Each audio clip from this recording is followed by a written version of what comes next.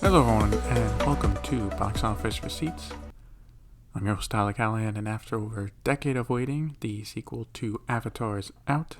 That's right, Avatar: The Way of Water has been released around the world, so we will take a look at how it opened, as well as other news, including new trailers and updates for streaming services. Let's start with the domestic box office. Opening in first place is no surprise, and that is Avatar: The Way of Water with 134 million. Dropping to second place is Black Panther: Wakanda Forever with 5.4 million for a total of 418.9 million.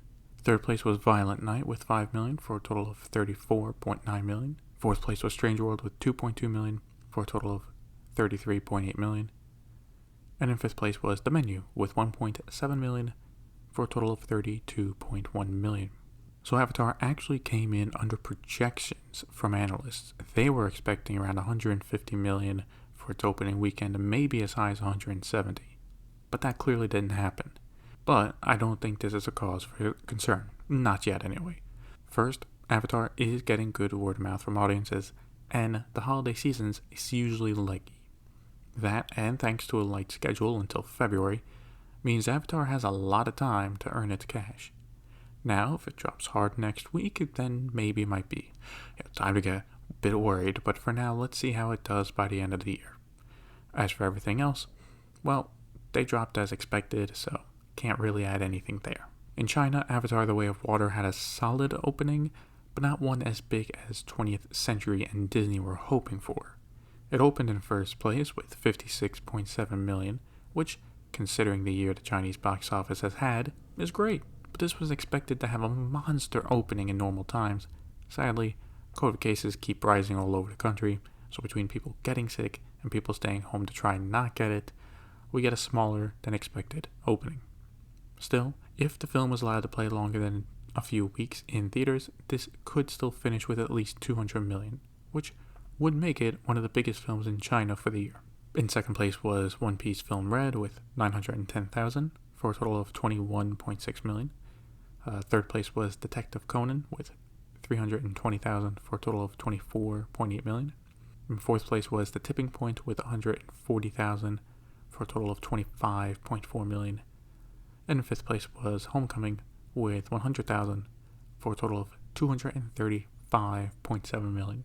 Looking at worldwide numbers, Avatar did great numbers overseas, with The Way of Water making 307.6 million internationally for a worldwide opening of 441.6 million. Almost $500 million in 3 days is a great start, and for its strong international numbers, it's to be expected.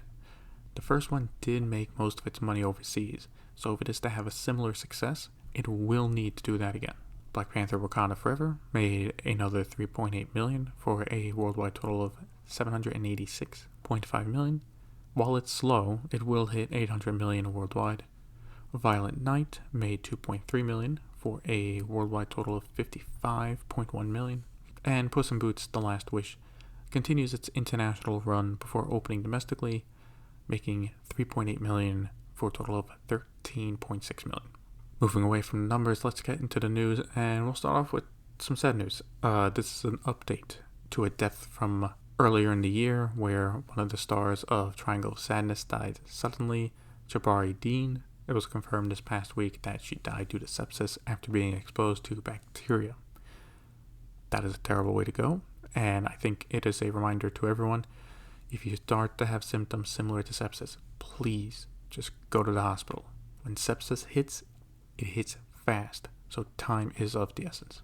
Changing topics, we have some small release date changes. Sony is already changing the release date of their upcoming film 65, starring Adam Driver. It was set to come out March 10th against Scream 6, but will instead come out 1 week later, March 17th. It will now go up against Shazam: Fury of the Gods. That is an interesting choice. It makes the opening weekend for Shazam, I think, a bit tougher. I take it Sony has a bit of faith in this film if they prefer opening up against Shazam than Scream. The next release date change comes from Searchlight Pictures, where they are moving Next Goal Wins, the Taika Waititi's film starring Michael Fassbender. It was set to come out in April, but has been pushed back to September 22nd. It will go up against Expendables 4 in its opening weekend. We have other Avatar news, other than The Way of Water being released. James Cameron has said that he had to film some scenes from Avatar 3 and 4 with The Way of Water's production to avoid the issue of the younger cast aging too fast. Personally, with how this franchise has been built so far, I really want to see a documentary at the end of it, just going over in detail the behind the scenes of making them. It's rare to have a film come out and on the press circuit be like, oh yeah, no, we've already filmed scenes 2 movies ahead. But that's James Cameron for you. Now let's go to what is becoming the weekly DC update over at Warner Brothers. This week we heard from both Dwayne Johnson and James Gunn that Black Adam is now on pause. What they are saying is that the character will not be a part of the first phase of the new DC universe, but that they will work together to try and fit Black Adam in multiverse parts. Here is part of Johnson's statement he posted on social media. Quote, James Gunn and I connected and Black Adam will not be in their first chapter of storytelling. However, DC and 7 Bucks have agreed to continue exploring the most valuable ways Black Adam can be utilized in future DC multiverse chapters. James and I have known each other for years and have always rooted for each other to succeed. It's no different now, and I will always root for DC and Marvel to win and win big. End quote. James Gunn also replied to the story saying he is looking forward to collaborating with Johnson and his production company soon. Overall, this is not a surprise, especially as Henry Cavill was dropped as Superman. What caught my eye, though, was in the statement, Johnson said multiverse chapters. This makes me think that the rebooted DC will use the multiverse to keep some current characters while rebooting others. How they do that exactly, I'm not sure. Also, I think this is partially a way to let people know, hey, Black Adam 2 isn't happening at all. Because, again, they are saying Black Adam will come back at some point in the future, whenever that will be. But that means he can come back as a supporting character or in a cameo role. But based on box office returns and the changes already happening, but yeah, I think this shut the door on Black Adam 2. It's just not happening. And honestly, I'm not too disappointed in that. James Gunn has also replied to fans on social media, saying that he is not sure where people are getting the idea that Gal Gadot was booted from DC. This is in response to the news that as of now, Wonder Woman 3 is not moving forward at Warner Brothers. Now, this can mean a few things. One, while Wonder Woman 3 is not happening, Gunn does have plans for Gal Gadot to come back as Wonder Woman in the new DC universe, or that she voluntarily quit the role, which I think that's highly unlikely. I would have thought they would look to recast her as well, but maybe not. We can't know for sure right now as there are not a lot of details available. Hopefully in January, when they are supposed to announce some of the films, we get a better idea of what is going to happen. Also this week, Zachary Levi came out in defense of both Gunn and Peter Safran on Instagram. Quote, you have no idea the reasonings behind any of the decisions that are going on, the amount of conjecture and rumor mill and drama and nonsense that keeps getting spun around out there on Instagram and Twitter is laughable. It is unbelievably laughable. So I would just say be patient and give them some space and some time to try and really make something special. End quote. Levi is right in that we really do have to be patient to get an actual update on what is going to happen first before we all freak out. Like, all we know for sure is there's a new Superman movie in the works and we'll focus on a younger version of the character. And that's it. There's a whole franchise that basically has to be built up, and that takes a lot of planning. For the Oscars, the shortlist for some of the categories have been released, and I wanted to highlight the international films, as that could get exciting. Right now, of the remaining 15, all the expected ones are still there, with no major snub. So from South Korea, we have Decision to Leave. Ireland, we have The Quiet Girl. Germany, All Quiet on the Western Front. And from Argentina, we have Argentina 1985. I would say those are the 4 you should be paying attention to as we get closer to the nominations. Tom Cruise released a video thanking everyone for going out to the theaters to watch Top Gun Maverick, how it's an honor to entertain people, and wishing everyone a happy holiday.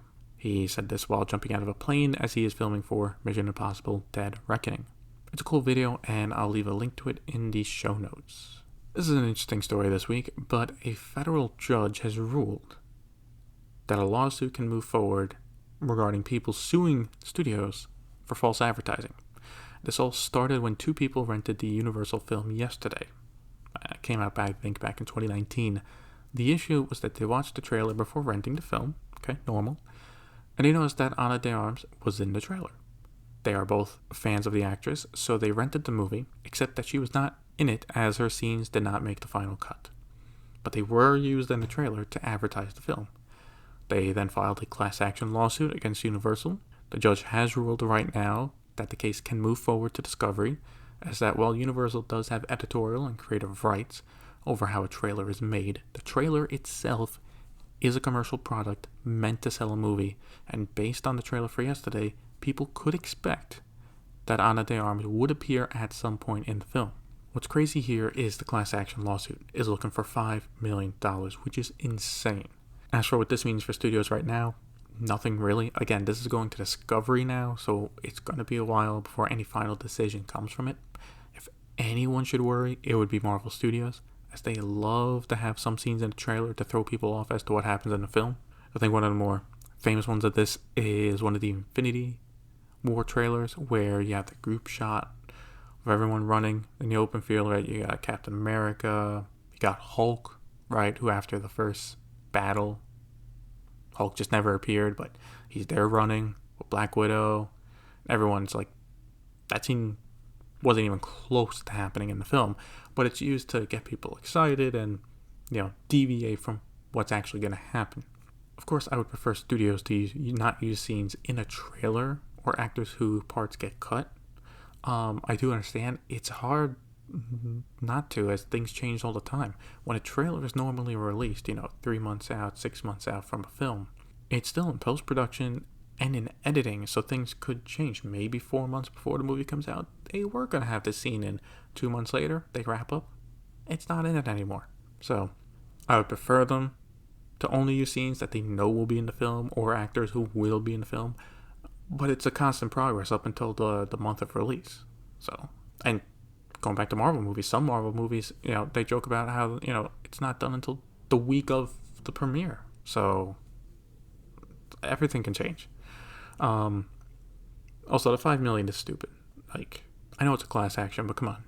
Like, how many people are they going to get? Like, I just feel that's more for the lawyers. AMC mentioned in an SEC filing that they have had earlier discussions with Cineworld about possibly buying some theaters from them in both the US and Europe, but that negotiations are not ongoing anymore. Maybe AMC offered too little for the theaters, or maybe they didn't have enough. It was mentioned that the theater chain would fund this by issuing more APE shares, which are their preferred shares for the company. While these current discussions did not lead to anything, I still think by the end of the bankruptcy proceedings, Cineworld will sell some theaters to either AMC or Cinemark. It just makes too much sense. For trailers, we only got one, but it's the second trailer for Christopher Nolan's next film, Oppenheimer. While the film has a star-studded cast, the trailer, for the most part, focused on the lead, Cillian Murphy. It looks great, and still looking forward to watching it. We start off VOD Premium with Disney possibly ending their war against France. This goes back to their, what I consider personally, asinine laws about how a studio can release a film. Due to these laws, Disney recently skipped a theatrical release for Strange World and instead released it directly to Disney Plus to get around these laws. What's happening now is possibly a change to the current laws, part of which is 5 months after a theatrically released film is on a streaming service, it must be removed from the service so that French free-to-air channels can have an exclusive window for it. And the window can last up to 14 months. As for what the proposed change would be, well, the films would have to be removed from streaming 22 months after theatrical release, which is the same as it is now. But the wait would only be 60 days from when it's first available on a free-to-air channel. Basically, after those 60 days, the channel and streaming service can both have the film to air. All parties involved would need to approve this before the change actually happens, and currently Canal, with their Canal Plus streaming service, are against these changes. A shock, a French company is against these changes. What a surprise. I think the changes are a good step forward, but not a complete fix for what they currently have in place right now. I understand they're trying to protect the French entertainment industry. I get that. But a lot of how this is done right now is backwards, and personally, I don't see why the French companies should get special treatment. I gotta understand French government is obviously going to look out for them first, I get it, but like, as an outsider looking in, where it's like, it's in theaters, fine, it goes to, paid channels, fine, VOD, fine, but then like, once it hits streaming, it's like, well, it goes on streaming, but then it doesn't go on streaming, and then free-to-air is like, what are we still doing with free-to-air channels? So, It's just they need to simplify the process. That's what I'm getting at. Now let's go to Netflix, where they have a few things going on. First, we got confirmation from Netflix that the Luther film will be coming out in March and has a title now, Luther: The Fallen Son. As a fan of the show, I can't wait to watch it. No trailer is out just yet. I was going to list this show as something to watch over the holidays, but considering the terrible reviews, I can't. The Witcher Blood Origin reviews are out, and it's trash, coming in at 31% on Rotten Tomatoes. And considering how fans of The Witcher have not liked how the adaptation has been going so far, this spin-off with poor reviews is only gonna make them angrier. The streamer is getting into exercise videos by adding Nike Training Club workouts. Like the ones from Apple, these are pre-recorded workouts showing what you can do. The first 5 will be available on December 30th, with the rest coming out in batches throughout 2023. In total, there will be 90 exercise videos. I think this is a good way for Netflix to branch out into new content, especially as a lot of people try to refocus on losing weight at the start of a new year. As long as they advertise it's there on people's homepage, then I think they'll get a decent amount of views.